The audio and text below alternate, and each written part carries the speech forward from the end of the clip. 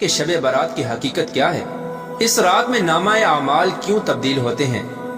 اور اس رات میں انسانوں کے بارے میں کون کون سے اہم فیصلے کیے جاتے ہیں، اور اگر خدا نخواستہ ہمارا نام بھی مردہ لوگوں کی لسٹ میں لکھ چکا ہو تو ہمیں کیا کرنا چاہیے،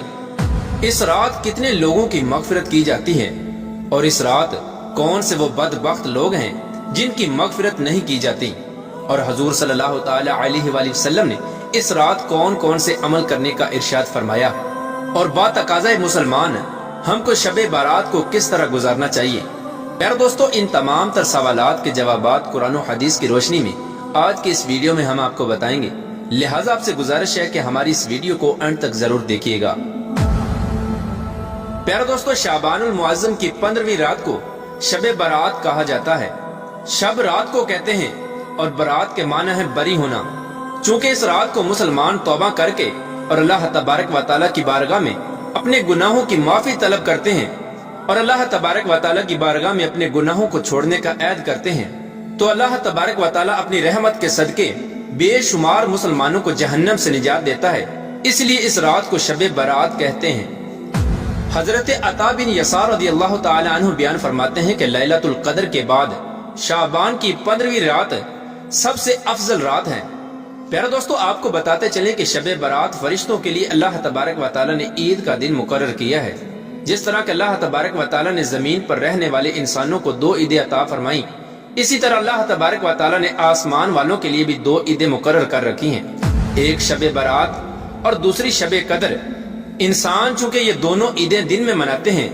جبکہ فرشتے یہ دونوں عیدیں رات کو مناتے ہیں۔ اللہ تبارک و تعالیٰ نے ان دونوں راتوں کو فرشتوں کے لیے عید اس لیے مقرر کیا کیونکہ انسان رات کو سو جاتا ہے جبکہ فرشتے رات کو سوتے نہیں، وہ ہر وقت اللہ تبارک و تعالیٰ کی عبادت میں مصروف رہتے ہیں۔ پیارے دوستو، شب برات کے متعلق اللہ تبارک و تعالیٰ قرآن پاک میں ارشاد فرماتا ہے، قسم ہے اس روشن کتاب کی، بے شک ہم نے اسے برکت والی رات میں اتارا، بے شک ہم ڈر سنانے والے ہیں، اس میں بانٹ دیا جاتا ہے ہر حکمت والا کام۔ اس آیت کریمہ کی تفسیر میں مفسرین لکھتے ہیں کہ اس شب سے مراد شب قدر یا شب برات ہے، اور حضرت اکرمہ رضی اللہ تعالی عنہ اور دیگر مفسرین بیان کرتے ہیں کہ لیلۃ مبارکہ سے مراد شب برات ہے۔ پیارے دوستو، اس رات کے اندر ان تمام لوگوں کی فہرست تیار کی جاتی ہے جو اس دنیا کے اندر زندہ رہنے والے ہوں گے، اور جو اس سال کے اندر مرنے والے ہوں گے، اور جو حج کرنے والے ہوں گے، ان تمام لوگوں کے نام اس فہرست کے اندر لکھے جاتے ہیں۔ اس فہرست میں درج ہونے والے ہر حکم کی تعمیل میں ذرہ برابر بھی کمی نہیں کی جاتی۔ حضرت عائشہ صدیقہ رضی اللہ تعالی عنہ بیان فرماتی ہیں کہ رسول اکرم صلی اللہ تعالی علیہ وآلہ وسلم نے ارشاد فرمایا، کیا تم جانتی ہو کہ شعبان کی 15ویں شب میں کیا ہوتا ہے؟ تو حضرت عائشہ صدیقہ رضی اللہ تعالی عنہ نے عرض کیا، یا رسول اللہ صلی اللہ تعالی علیہ وآلہ وسلم، آپ ہی ارشاد فرما دیجئے۔ تو نبی کریم رؤوف الرحیم صلی اللہ تعالی علیہ وآلہ وسلم نے ارشاد فرمایا کہ آئندہ سال میں جتنے بھی پیدا ہونے والے ہوتے ہیں وہ اس رات میں لکھ دیے جاتے ہیں، اور جتنے لوگ آئندہ سال میں مرنے والے ہوتے ہیں وہ بھی اس رات میں لکھ دیے جاتے ہیں، اور اس رات میں لوگوں کے سال بھر کے اعمال اٹھائے جاتے ہیں، اور اس رات میں لوگوں کا رزق مقرر کیا جاتا ہے اور رزق اتارا جاتا ہے۔ حضرت عطا بن یسار رضی اللہ تعالی عنہ بیان فرماتے ہیں کہ شعبان کی 15ویں رات اللہ تبارک و تعالی ملک الموت کو ایک فہرست دے کر حکم فرماتا ہے کہ جن جن لوگوں کے نام اس فہرست میں لکھے ہیں ان کی روحوں کو آئندہ سال مقررہ وقتوں پر قبض کرنا۔ پیارے دوستو، اس رات میں لوگوں کی زندگی اور موت کا فیصلہ ہو چکا ہوتا ہے، جبکہ لوگوں کے حالات یہ ہوتے ہیں کہ وہ اپنی دنیا میں مگن ہوتے ہیں، کوئی اپنا بینک بیلنس بڑھانے کے چکر میں لگا ہوتا ہے، تو کوئی اپنی کوٹھی اور بنگلہ تیار کرنے کی کوشش میں لگا ہوتا ہے، تو کوئی اپنی شادیوں کی تیاریوں میں لگا ہوتا ہے، جبکہ وہ یہ نہیں جانتا کہ اس کا نام مردہ لوگوں کے لسٹ میں لکھا جا چکا ہے۔ حضرت عثمان بن محمد رضی اللہ تعالی عنہ سے مروی ہے کہ سرور کائنات حضرت محمد مصطفیٰ صلی اللہ تعالی علیہ وآلہ وسلم نے ارشاد فرمایا کہ ایک شعبان سے دوسرے شعبان تک لوگوں کی زندگی منقطع کرنے کا وقت اس رات میں لکھا جاتا ہے، یہاں تک کہ انسان شادی بیاہ کرتا ہے اور اس کے بچے پیدا ہوتے ہیں، حالانکہ اس کا نام مردوں کی فہرست میں لکھا جا چکا ہوتا ہے۔ پیارا دوستو، شب برات کی ایک بہت بڑی خصوصیت یہ بھی ہے کہ اس رات میں اللہ تبارک و تعالیٰ بے شمار لوگوں کی بخشش فرماتا ہے،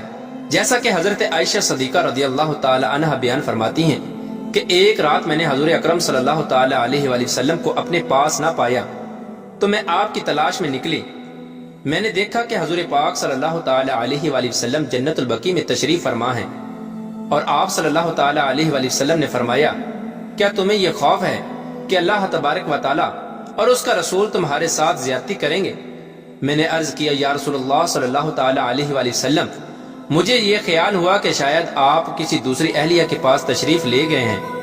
تو حضور پاک صلی اللہ تعالی علیہ وآلہ وسلم نے ارشاد فرمایا، بے شک اللہ تبارک و تعالی شعبان کی 15ویں شب آسمان دنیا پر اپنی شان کے مطابق جلوہ گر ہوتا ہے، اور قبیلہ بنو کلب کی بکریوں کے بالوں سے بھی زیادہ لوگوں کی مغفرت فرماتا ہے۔ حضرت ابو بکر صدیق رضی اللہ تعالی عنہ روایت کرتے ہیں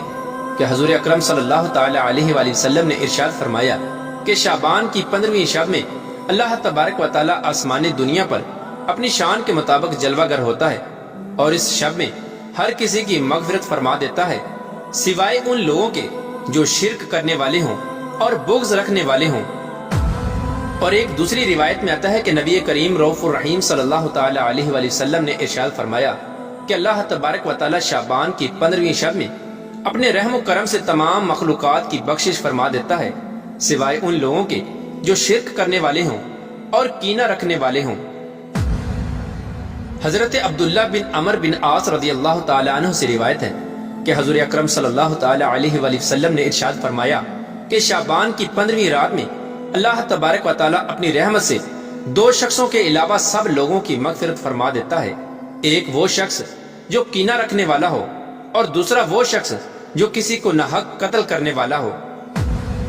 پیارے دوستو، شب برات میں فرشتوں کو بعض امور دیے جاتے ہیں،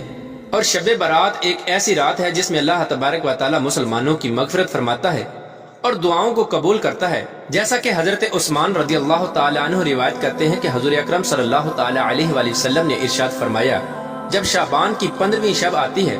تو اللہ تبارک و تعالی کی طرف سے یہ اعلان ہوتا ہے کوئی مغفرت طلب کرنے والا کہ اس کے گناہ بخش دوں، ہے کوئی مجھ سے معافی مانگنے والا کہ اسے عطا کروں۔ اس وقت اللہ تبارک و تعالی سے جو مانگا جائے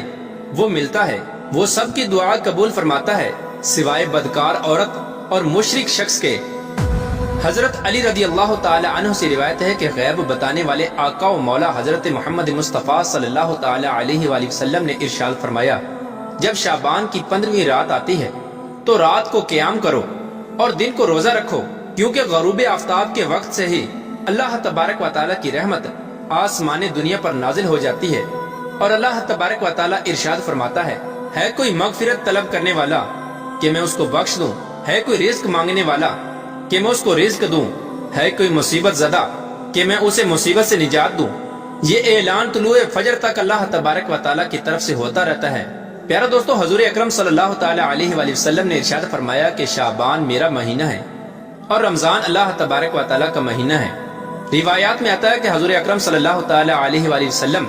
ماہ رمضان کے علاوہ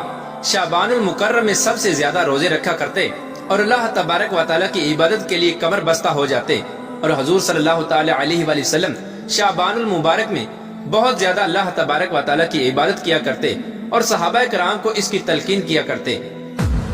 لیکن افسوس کہ آج کے دور میں لوگ اس مقدس رات کو آتش بازی کی نظر کر دیتے ہیں۔ جس رات میں اللہ تبارک و تعالی سے مغفرت طلب کرنی چاہیے، اس رات کو آج کے مسلمان فضول خرچی اور آتش بازی میں گزار دیتے ہیں،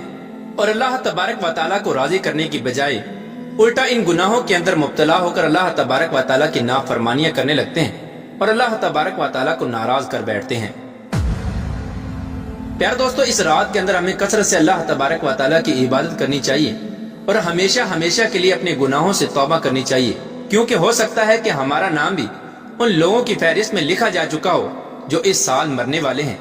ہمیں چاہیے کہ ہم اپنے تمام گناہوں سے توبہ کریں اور اللہ تبارک و تعالی کی بارگاہ میں اپنے گناہوں کی معافی طلب کریں۔ پیار دوستو، شب برات کی رات کو اللہ تبارک و تعالی کی بارگاہ میں گزارنا چاہیے اور شب بیداری کرنی چاہیے، جیسا کہ رسول اللہ صلی اللہ تعالی علیہ وآلہ وسلم خود بھی شب بیداری کرتے اور دوسروں کو بھی شب بیداری کرنے کی تلقین فرماتے اور اللہ تبارک و تعالی کی عبادت کرنے کا حکم ارشاد فرماتے۔